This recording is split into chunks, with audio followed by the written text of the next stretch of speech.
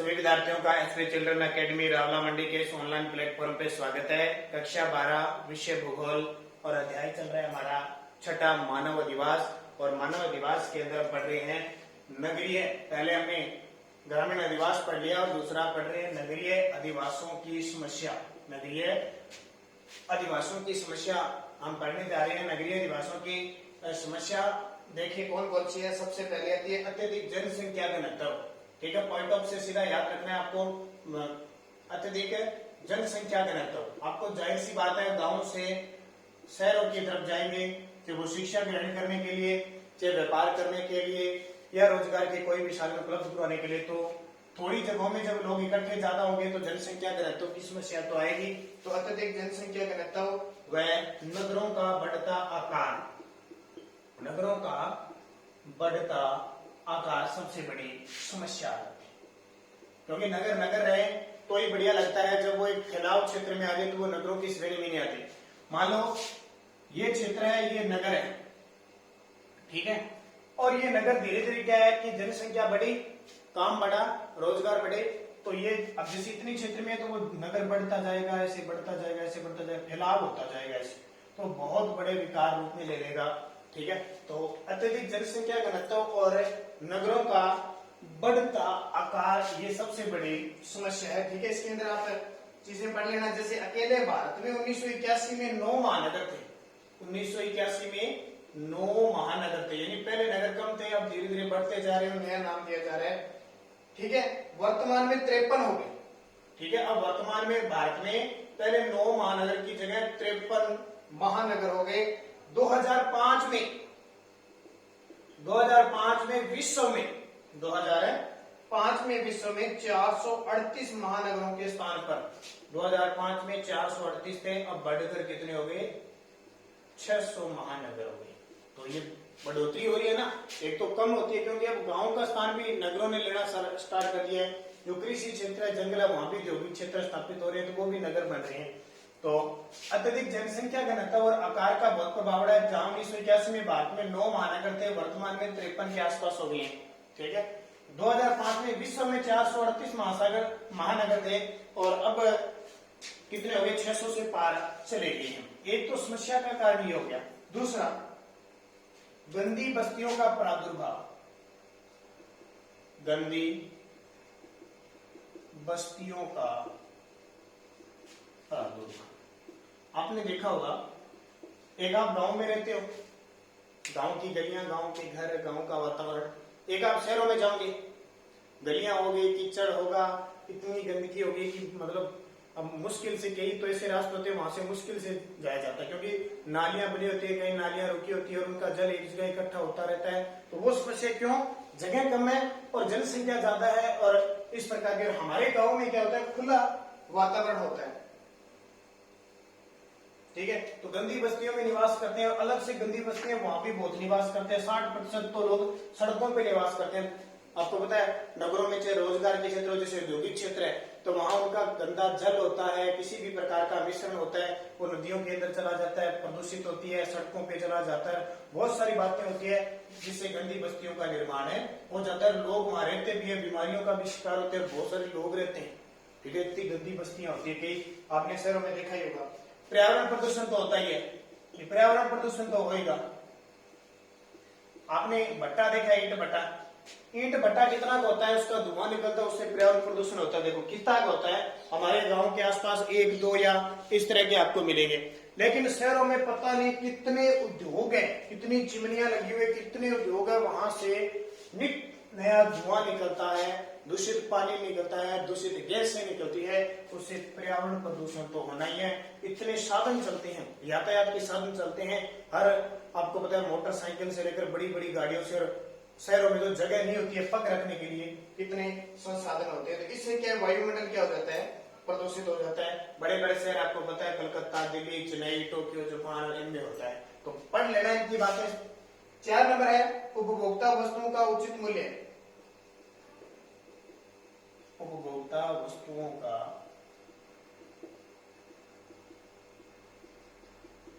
उचित मूल्य। उपभोक्ता की जो वस्तु होती है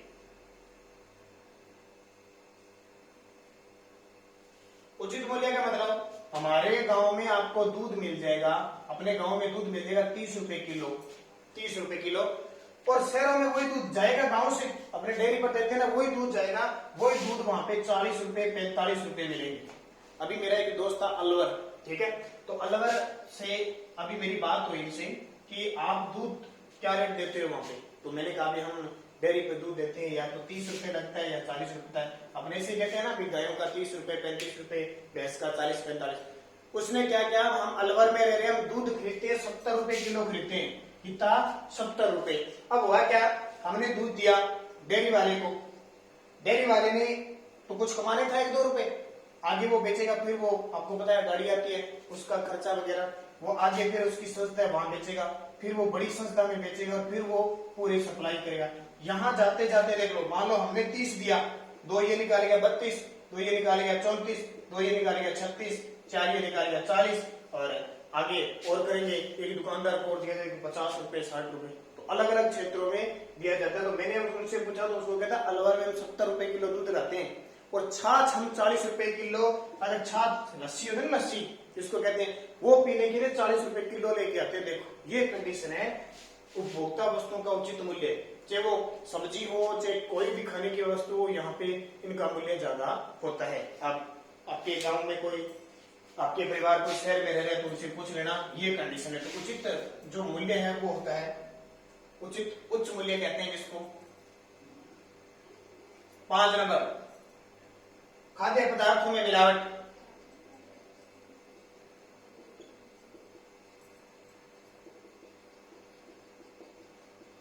खाद्य पदार्थों में मिलावट, अब चाहे वो मिठाई की दुकान है, होटल है, सब्जी दूध सब मिलावट होता है। हम जो दूध देते हैं वो प्योर देते हैं, आगे जाके पानी डालते डालते तो उसमें मिलावट आ जाती है, मिठाई में मिलावट मिलती है, हर प्रकार की मिलावट का खतरा रहता है। गाँव में तो क्या होता है, अपने घर पे होता है, दूध खुद के पशु होते हैं, घर पे अगर कोई सामान वगैरह बनाना होता है, कोई भी मिठाई वगैरह तो हम घर पर बना सकते हैं तो शुद्ध हो सकती है। लेकिन बाजारों में लगभग खरीद कर लाते हैं तो उसमें मिलावट होने के चांस लगभग रहते हैं। उसके अलावा अपराधों का बढ़ता स्तर, अपराधों का बढ़ता स्तर, अपराध तो बढ़ ही रहे, आपको पता है, जितनी ज्यादा जनसंख्या होगी बढ़ेगा, लोग चोरी है, लूटपाट है, लूटपाट करते हैं, देख अभी ये बैग लेके जा रहा है 2 लाख रुपए लूट लो, कोई सोने जेवरात की है, किसी दुकान को लूट लेना है, डकैती कर लेना है, किसी को धमकी दे देना है, कोई साइबर अपराध कर लेना है, वो सारे क्या होते हैं शहरों में ज्यादातर है। किसी को मार दिया जाता है, किसी की हत्या की जाती है, किसी पे तेजाब फेंक दिया जाता है, सब मामले लगभग आपको शहरों में मिलेंगे, ठीक है। और तीव्र सामाजिक आर्थिक विषमता, 7 नंबर पॉइंट है, तीव्र सामाजिक आर्थिक विषमता। ये मान लो, देखो मैंने बता दिया, हम पड़ोस में सबको जानते हैं, गांव में किसी लड़के का नाम लेना है कि वो लड़का कहा मैं जानता हूँ उनके है और वहां रहता है, ये करता है। आप शहर में जाके शहर वालों से फोन करके पूछ लो कि मेरा एक दोस्त आपके शहर में रहता है, उसे पता नहीं, उसको तो पड़ोसी, मुश्किल से पड़ोसी का पता होगा कि ये पड़ोसी है। यानी इतना काम और इस तरह का सिस्टम होता है कि दूसरे से कोई मतलब नहीं होता है, सिर्फ उनका काम होता है आपकी गतिविधियां करना, काम करना, सुबह जाना शाम को आना, सुबह इतनी जल्दी निकल जाना, सूरज नहीं उगता, शाम को इस तरह आना कि बच्चे सो जाते हैं, उनके पड़ोस वाले सो जाते हैं, फिर आते हैं, ठीक है। तो ऐसी वो आर्थिक विषमताएं, सामाजिक विषमताएं फैली हुई है, एक दूसरे से कोई मतलब नहीं होता है, कोई प्रेम भाईचारे का कोई व्यवहार है नहीं होता। और एक है स्वास्थ्य व चिकित्सा सुविधाओं की कमी, स्वास्थ्य व चिकित्सा सुविधा की कमी, स्वास्थ्य व चिकित्सा। अब समस्या क्या है, स्वास्थ्य और चिकित्सा की कमी कैसे? अब आपको आपके दिमाग में देगा चिकित्सा अच्छे से डॉक्टर है बहुत बड़े और अच्छा इलाज होता है, ध्यान रखना जितना ज्यादा प्रदूषण होता है लोगों के उतने ज्यादा रोग होते हैं, कोई श्वास का रोग हो गया, कोई कैंसर का रोग हो गया, कोई सिर का रोग हो गया, मस्तिष्क का रोग हो गया, किसी पैरों के रोग हो गया, सबसे ज्यादा प्रदूषण से रोग होते हैं। अब चिकित्सा मुहैया कितनी भी करवाई जाए फिर भी इतनी चिकित्सा उपलब्ध नहीं हो पाती। हालांकि चिकित्सा होती है लेकिन आम जनता हो जाती है, जो मजदूर होते हैं उनको महंगी चिकित्सा है। अब मान लो बड़ा हॉस्पिटल है, कोई IIMS है, कोई बड़ा उदयपुर में है, कोई दिल्ली के अंदर है, क्या आम नागरिक जिसके पास 200 रुपए है वो इस एम्स में जाके इलाज करवा लेगा क्या? इलाज तो खूब हो रहा है लेकिन वहां जाते 1000 रुपए तो इनकी फीस है, ₹1000 डॉक्टर की फीस है तो वो इलाज करवा लेगा? नहीं करवाएगा, तो वो इस हिसाब से उसका स्वास्थ्य बिगड़ता जाएगा और उसकी मृत्यु हो जाती है या आर्थिक बाढ़ को नहीं झेल पाती है। तो ये सारी क्या है, स्वास्थ्य चिकित्सा, ठीक है। जो बड़े अमीर लोग हैं उनके लिए तो सब कुछ मिलता है, डॉक्टर बड़े बड़े मिलते हैं, लेकिन बात आती है जो संदर्भ में पढ़ा जाता है वो आम जनता के, जो नॉर्मल जनता है ना, गरीब परिवार तबके के हिसाब से पढ़ा जाता है। तो ये सारी क्या है, नगरीय अधिवासियों की समस्या है। समझ में आ गई होगी आप, इसके मैंने पॉइंट बता दिए, अब वैसे थोड़ा थोड़ा इसको और पढ़ लेना।